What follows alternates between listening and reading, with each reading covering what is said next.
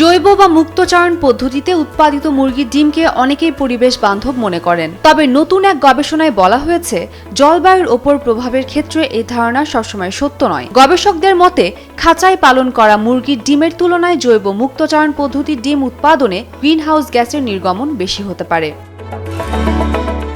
যুক্তরাজ্যের সব ডিম যদি জৈব মুক্তচারণ পদ্ধতিতে উৎপাদন করা হয়, তাহলে কার্বন ডাই অক্সাইড সমতুল্য গ্রিনহাউস গ্যাস নির্গমনের পরিমাণ প্রায় 23,16,000 টনে পৌঁছাতে পারে। অন্যদিকে পুরো উৎপাদন খাঁচা ভিত্তিক ব্যবস্থায় হলে তা প্রায় 11,84,000 টনে নেমে আসতে পারে বলে এক প্রতিবেদনে উল্লেখ করা হয়েছে।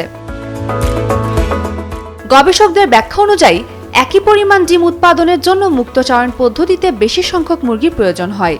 সব মশার বিরুদ্ধে সুরক্ষা দিতে এলো বসুন্ধরা এক্সট্রিম অ্যারোসল, মশার বিরুদ্ধে এক্সট্রিম সুরক্ষা। কারণ খাঁচায় থাকা মুরগি তুলনামূলকভাবে বেশি ডিম দেয়, ফলে জমির ব্যবহার, খাদ্যের চাহিদা ও সামগ্রিক পরিবেশগত প্রভাব বেড়ে যায়।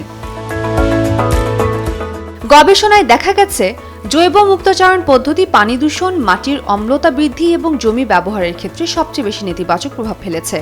পাশাপাশি এই পদ্ধতিতে মুরগির মৃত্যুর হারও বেশি ছিল।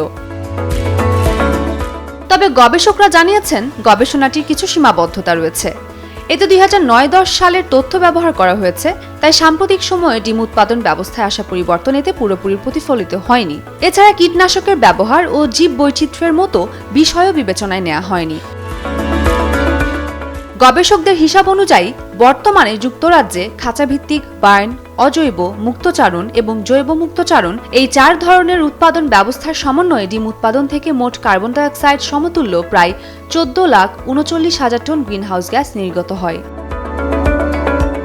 উমের রহমান ক্রান্তি, ডেইলি সান।